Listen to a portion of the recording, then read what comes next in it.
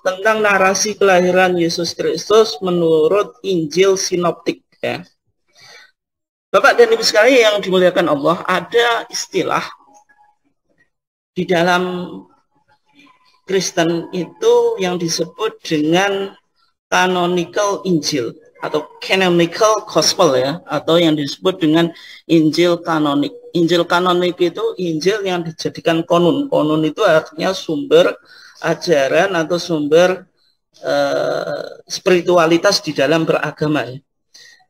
Ada 4 Injil yang accepted by church atau yang diterima oleh gereja. Selain 4 Injil ini tidak diterima oleh gereja ya. Yang pertama itu Injil Matius, yang kedua Markus, yang ketiga Lukas, yang keempat Yohanes.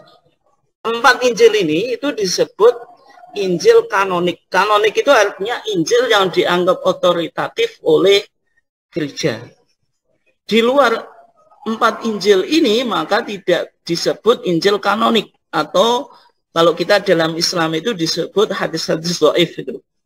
Misalnya apa? Injil Yosef gitu, atau misalnya Injil Barnabas, the Gospel of Barnabas. Ini Injil yang banyak dikaji oleh sarjana Muslim yang apa? Yang karena dianggap narasi Injil Barnabas itu mendekati narasi Al-Quran ya. Tetapi bagi gereja, Injil Barnabas itu tentu tidak dianggap otoritatif ya. Itu ya selevel hadis-hadis dhaif lah, dianggap semacam itu. Nah, kembali ke tadi. Dari Injil Sinoptik, Injil yang diterima oleh Kristen, Injil kanonik tadi, yang diterima oleh Kristen, itu ada 3 Injil yang disebut dengan Injil Sinoptik. Injil Sinoptik itu apa? Sinoptik itu artinya seeing all together, melihat narasi secara bersamaan. Dari 4 Injil itu, Bapak dan Ibu sekalian bisa dicermati, dari 4 Injil itu ada 3 Injil yang disebut Injil Sinoptik, artinya menceritakan narasi Yesus Kristus secara bersamaan. Artinya kalau dijejer itu, misalnya 3 Injil Sinoptik itu, yang pertama tadi Matius, Markus, Lukas. Kalau Yohanes itu tidak disebut Injil Sinoptik. Itu kalau kita jejer, Bapak dan Ibu sekalian, itu nanti narasinya hampir sama. Karena mereka menarasikan cerita Yesus Kristus memiliki kesamaan meskipun ada perbedaan sedikit itu tentang narasinya, maka Injil itu disebut Injil Sinoptik. Dari 3 Injil Sinoptik tadi, Matius, Markus, dan Lukas, yang menceritakan tentang kelahiran Yesus itu hanya 2 Injil. Yang pertama yaitu Matius, yang kedua Lukas. Sedangkan Markus itu tidak gitu. Karena mengawali ceritanya itu langsung maksudnya mengawali risalah Yesus Kristus itu dari pembaptisan John Pembaptis itu, atau Yohanes Pembaptis ya. Nah, dari 2 Injil ini, antara Matius dan Lukas, itu ketika bicara tentang kelahiran Yesus, itu menarik Bapak dan Ibu sekalian yang dimuliakan Allah. Saya mulai dari Injil Matius ya. Misalnya di sini saya menggunakan The Arabic Bible. Itu Bible yang berbahasa Arab yang disebut dengan Alkitab Al-Muqaddas. Ini terjemah Smith Van Dyck atau Smith Van Dyck version. Nah, kitab Muqaddas ini penting Bapak dan Ibu sekalian yang dimuliakan Allah. Karena ini kitab Muqaddas itu yang dipakai di dunia Arab. Misalnya di mana di Mesir itu pakai kitab Muqaddas yang terjemah Smith Van Dyck itu ada berbagai macam versi, tapi ini yang paling populer. Demikian juga Bapak dan Ibu sekalian, misalnya kalau lihat terjemahan LAI, Lembaga Alkitab Indonesia, itu memiliki banyak versi itu, dan dalam bahasa Inggris pun ada berbagai macam versi Bible itu. Ada King James, ada New International Version, ada macam-macam lah gitu. Nah, misalnya di dalam tadi Bible yang bahasa Arab ini penting ya, karena apa sekarang ada apa Kristen yang berbaju Arab sehingga kita apa harus apa banyak tahu tentang kalau Injil itu juga ada yang berbahasa Arab itu. Artinya yang berbahasa Arab itu tidak hanya apa Al-Qur'an. Sehingga kalau ini dilantunkan pun misalnya dilakukan, ditilawahkan, itu kita tidak apa tidak terkecoh. Oh, ini ternyata bukan Al-Qur'an, ini apa? Ini Injil. Yang misalnya di Injil Matius ya. Di Al-Ashah Athani atau pasal yang kedua. Itu dikatakan walam mawulida Yasu fi baiti lahmil Yahudiyah. Maka tatkala Yesus itu dilahirkan fi baiti lahmil Yahudiyah, di Baitul Lahm atau Bethlehem al-Yahudiyah kota Yudea. Fi ayami Herodes al-Malik, di masa Kaisar Herodes. Ini nanti jenengan catat ya. Berarti Injil Matius memberikan narasi bahwasanya Yesus itu lahir pada saat kekaisaran siapa? Herodes. Herodes ya. Idza majusun minal masyriq qad ja'u ila Yerusalem. Tiba-tiba ada orang Majusi atau Magi people bahasa Inggrisnya. Majusi itu penyembah api. Minal masyriq dari timur. Qad ja'u ila Yerusalem. Datang ke Yerusalem. Qailin mereka mengatakan aina huwal maulud malikul Yahud. Di mana anak yang dilahirkan Malikul Yahud, rajanya orang Yahudi, maksudnya Yesus Kristus. Nah, kenapa kok orang Majusi yang datang dari timur itu mendatangi kota Urushalim atau Yerusalem, kota apa Nabi Daud. Karena fa innana ra'ayna najmahu fil masyriq. Karena kami mengetahui najmahu, bintangnya fil masyriq, di timur. Berarti ketika itu orang Yahudi, mohon maaf, orang Majusi itu dari timur mendatangi kota Yerusalem tadi karena melihat bintang. Artinya bintang itu kan memberikan cahaya, Bapak dan Ibu sekalian. Bintangnya itu dengan melihat bintang itu dia bisa mendatangi kota Yerusalem. Ini poin yang penting Bapak dan Ibu sekalian. Artinya ketika itu terbit bintang. Wa ataina linas judalahu, dan kami mendatangi kota Yerusalem tadi supaya mendapatkan anak yang dilahirkan tadi linas judalahu, supaya kami bisa bersujud kepadanya.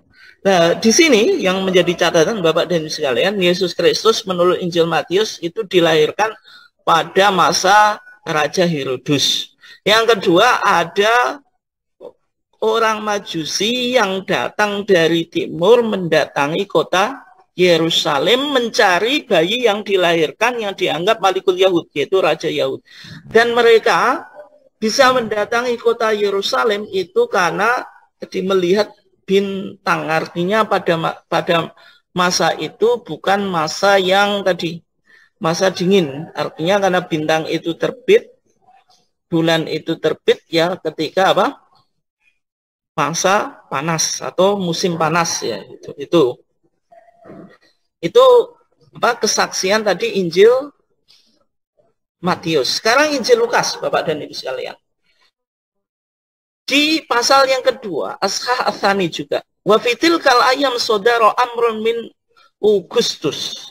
Pada masa kelahiran Yesus ada perintah dari Kaisar Augustus.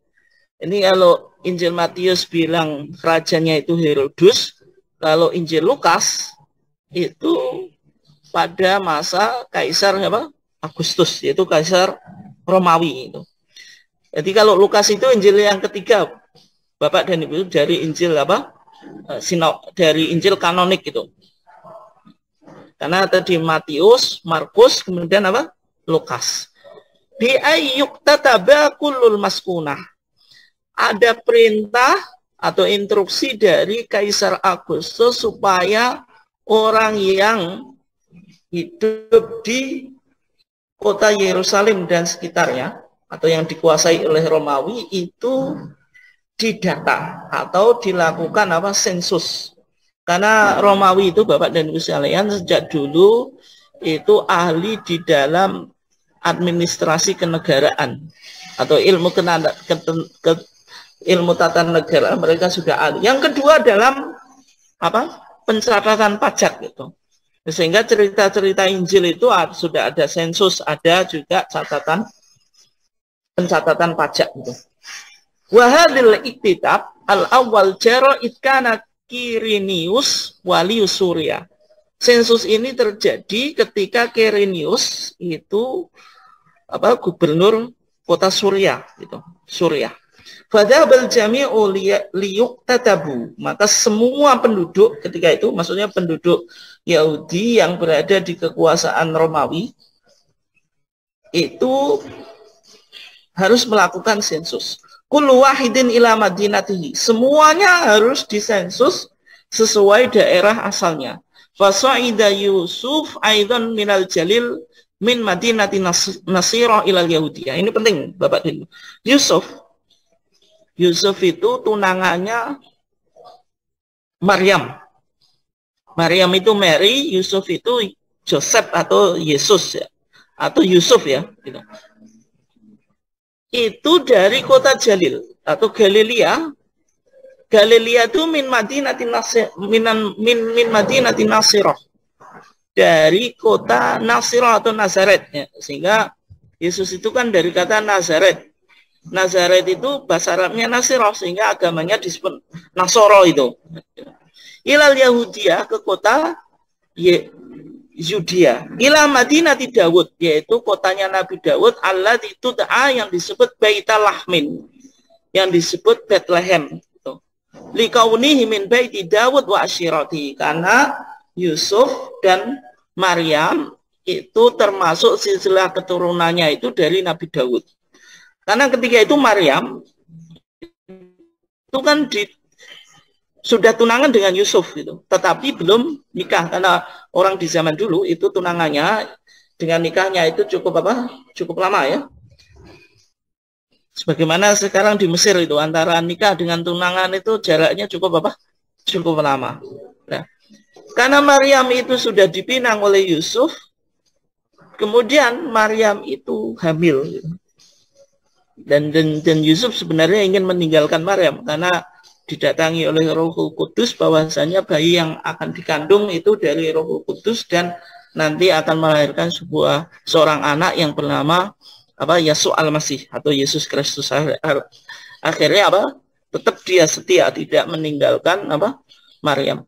Nah, di sini yang menjadi catatan ada sensus yang dilakukan oleh Kaisar Agustus kepada semua orang Yahudi yang berada di kekuasaannya, dan setiap orang harus dicatat sesuai dengan genealoginya atau dari genealoginya dari mana. Karena Yusuf dan Maryam itu keturunannya Dawud. Dawud itu orang Yahudi atau raja Yahudi itu, Nabi Dawud itu, dan kotanya itu adalah Bethlehem. Maka Yusuf dan Maryam yang tinggal di Jalil, Jalil itu Galilea ya, dari provinsi Nazaret itu harus melakukan sensus di Yudea atau yang disebut kotanya Nabi Daud, atau yang disebut juga namanya dengan Baitulaham atau Bethlehem. Nah, dari sini Bapak dan Ibu sekalian yang dimuliakan Allah, jadi dalam Injil Lukas itu menarasikan bahwasanya kelahiran Yesus itu terjadi pada saat adanya sensus yang dilakukan oleh Kaisar Agustus itu. Oke, Bapak dan Ibu sekalian yang dimuliakan Allah. Kemudian Injil Lukas juga memberikan narasi atau menjelaskan peristiwa yang lain. Wa kana fi tilkal qura ru'atun mutadabbadina yahrusuna hirasati al-laili ala ra'iyatihim.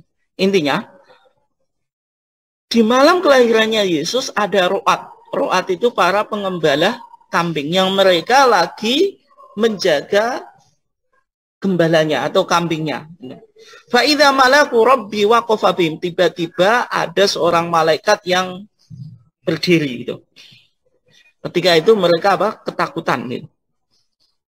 Kemudian malaikat itu berkata kepada para penggembala tadi, la takhafu, jangan takut. Faha ana ubasyirkum bi farahin azimin yakunu li jami'is sya'b gitu.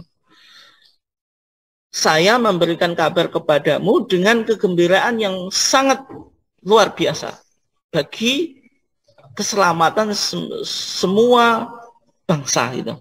Yaitu apa? Kelahiran Yesus Kristus. Intinya Bapak dan Ibu sekalian, di sini ada peristiwa saat malam kelahirannya Yesus Kristus, para pengembala kambing itu sedang mengembalakan apa? Dombanya. Nah, sehingga kita simpulkan Bapak dan Ibu sekalian yang dimuliakan Allah, ini kesimpulan kita ya. Kalau kita lihat dalam narasi kelahiran Yesus menurut Injil Sinoptik tadi. Injil Sinoptik itu ada 3 tadi, yaitu Matius, Markus, dan Lukas. Tapi dari 3 Injil Sinoptik yang bicara tentang kelahiran Yesus itu Injil Matius dan Injil Lukas.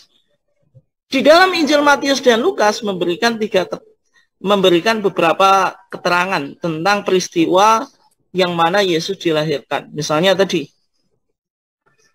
di Injil Matius ada visit of Magi, yaitu Yesus itu dikunjungi orang Majusi. Orang Majusi itu mendatangi kota Yerusalem karena tadi bintang ketika itu lagi apa? Lagi terbit. Ya. Peristiwa ini yang penting untuk dicatat.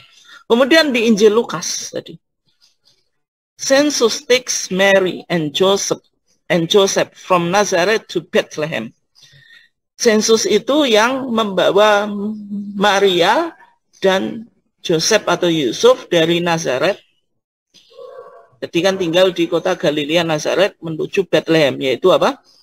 Kotanya Nabi Daud. Berarti ada peristiwa sensus. Kemudian visit of shepherd atau kunjungan dari tukang pengembala kambing tadi. Nah, di sini kan yang pertama, orang Majusi mengunjungi Yesus. Dan ketika itu apa? Bintang terbit. Kemudian sensus itu dilakukan oleh Kaisar Agustus. Kemudian para pengembala itu mengembalakan kambingnya. Peristiwa ini pasti terjadi tidak di musim dingin gitu. Itu yang kita ingin jelaskan Bapak dan Ibu. Kalau kita katakan Natal itu tanggal 25 Desember itu lagi musim dingin gitu. Karena kalau kita tinggal di misalnya di Mesir, karena Mesir itu dekat dengan Palestina ya, musim dingin itu mulai itu apa? Bulan apa? Oktober, kemudian Desember, kemudian Januari, Februari, Maret gitu.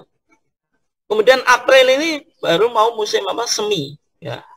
Sehingga kesimpulan kita kalau misalnya 3 peristiwa ini, misalnya tadi bintang terbit, kemudian sensus, Raja Agustus melakukan sensus. Sensus itu tidak mungkin dilakukan di musim dingin karena orang itu tidak mungkin melakukan perjalanan apa di musim dingin karena sangat riskan atau bisa menyebabkan kematian gitu. Secara umum kalau Kaisar Agustus ingin membuat kebijakan sensus, maka dilakukan di musim panas, bukan di musim apa? Dingin gitu. Kemudian tadi pengembala itu mengembalakan kambingnya. Kalau di musim dingin, misalnya di bulan Desember, maka rumput itu tidak tumbuh gitu. Artinya rumput itu mati. Itu tidak mungkin apa? Kelahiran Yesus itu terjadi di bulan Desember gitu. Sehingga kesimpulannya itu yang paling mungkin itu terjadi pada musim panas, dan musim panas itu tidak di bulan Desember. Kemudian berikutnya Bapak dan Ibu sekalian dimuliakan Allah, bagaimana keterangan Al-Quran atau narasi kelahiran Isa di dalam Al-Quran. Itu dijelaskan di dalam surah Maryam. Maryam ketika mengandung itu tanpa seorang suami itu dia mengasingkan diri menuju daerah yang timur. Ketika sudah mau hamil, dia kesakitan gitu. Dan berteduh di bawah pohon kurma gitu. Dan Al-Quran mengatakan wahuzzi ilaiki, dan gerakkanlah ilaiki kepada engkau, wahai Maryam, bijid'in nakhlati, dengan pelapa kurma. Jadi pelapa pohon kurma itu apa? Disuruh digoyangkan.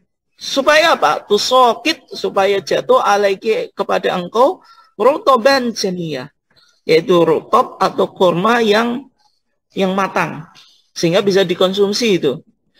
Nah, di sini Al-Quran menjelaskan Maryam itu melahirkan Isa ibn Maryam itu pada saat kurma itu berbuah.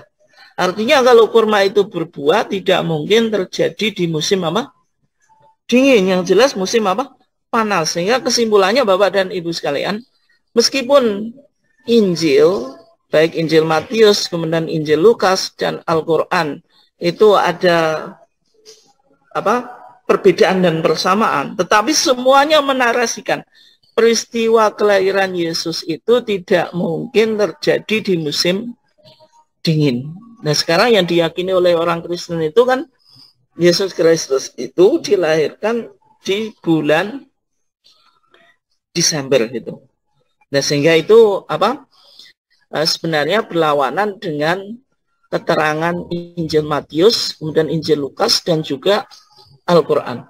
Nah, sekarang kalau kita lihat Bapak dan Ibu sekalian, untuk mencoba mendukung kesimpulan kita, ada sumber Kristen ya, buku yang sebenarnya ditulis oleh apa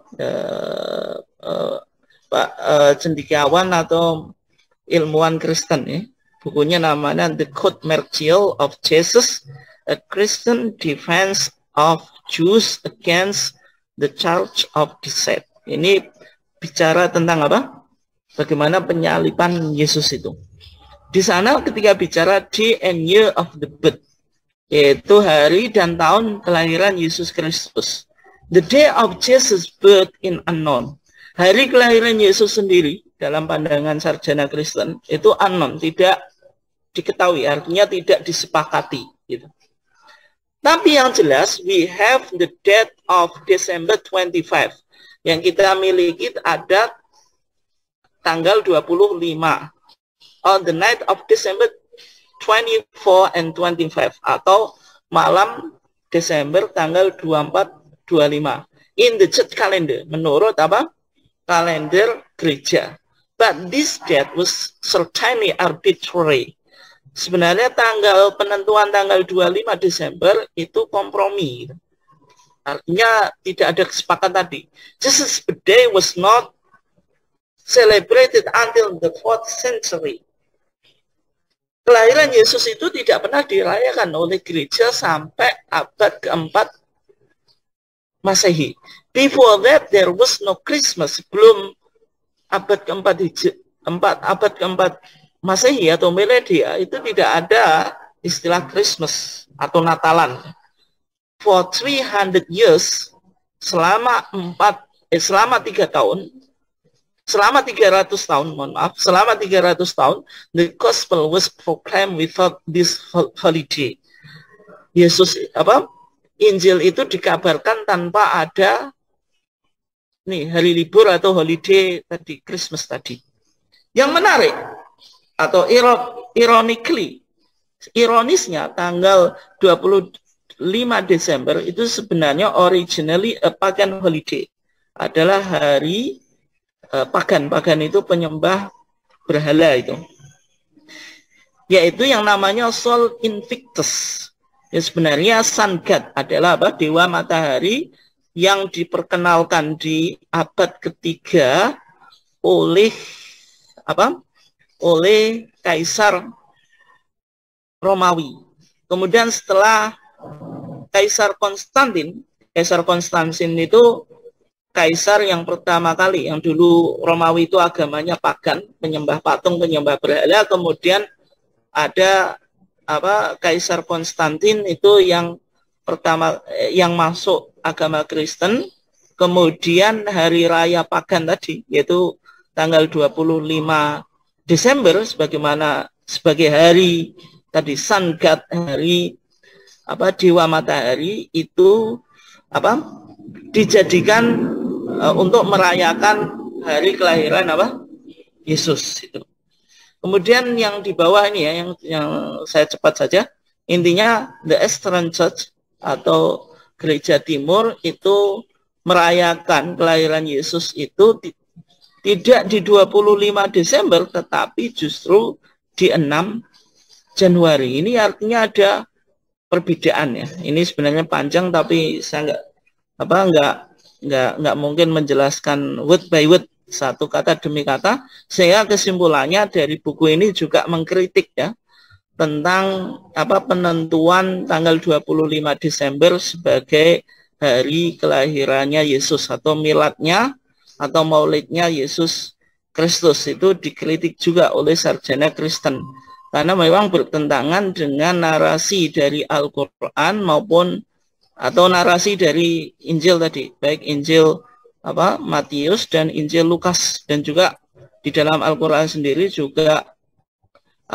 menarasikan peristiwanya itu tidak mungkin terjadi di masa musim dingin, tetapi kemungkinan adalah musim panas. Itu kemungkinan yang sangat mungkin.